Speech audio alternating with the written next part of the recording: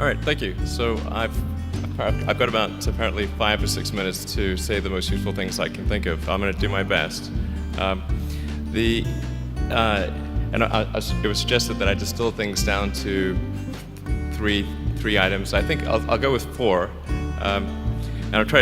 I think these are pretty important ones. Some of them are going to sound like, well, you've heard it before, but it's worth re-emphasizing. I think the first is you need to work, depending upon how well you want to do, and particularly if you're starting a company, you need to work super hard.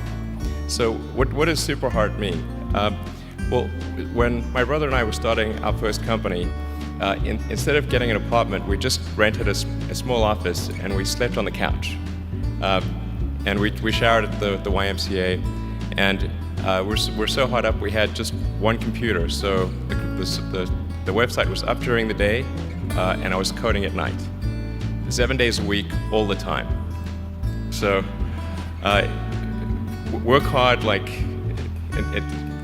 every waking hour. That's the thing I would say particularly if you're starting a company. And if you do simple math, you say like, okay, if somebody else is working 50 hours and you're working 100, you'll get twice as much done in the course of a year as the other company. The other thing I'd say is that if you're creating a company or if you're joining a company, the most important thing is to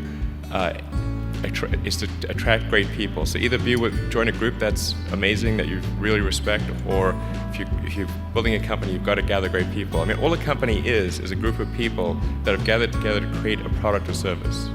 And so depending upon how talented and hardworking that group is, and the degree to which they're focused cohesively in a good direction, that will determine the success of the company. So do everything you can to gather great people if you're creating a company. Then I'd say focus on signal over noise. A lot of companies get confused. They spend money on things that don't actually make the product better. So, for example, at Tesla, we've never spent any money on advertising. We put all of the money into R&D and manufacturing and design to try to make the car as good as possible. I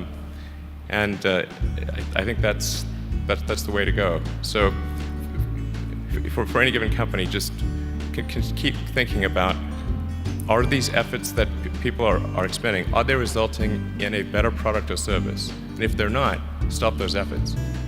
And then the final thing is to sort of don't just follow the trend.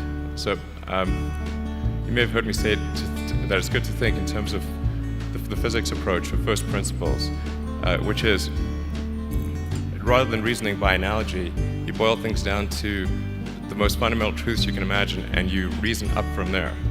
And this is a good way to figure out if something really makes sense, or if it's just what everybody else is doing. It's hard to think that way. You can't think that way about everything. It takes a lot of effort. But if you're trying to do something new, it's the best way to think.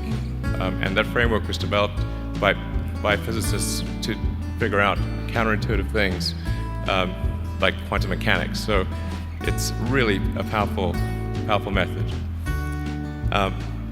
Anyway, so that's, and then I think that the final thing I would encourage you to do is, now is the time to take risk. You don't have, you don't have kids, but as you get older, your obligations increase. So and once you have a family, you start taking risk not just for yourself, but for your family as well. It gets much harder to do things that might not work out. So now is the time to do that before you have those obligations. So I would encourage you to take risks now. Do something bold. You won't regret it. Thank you.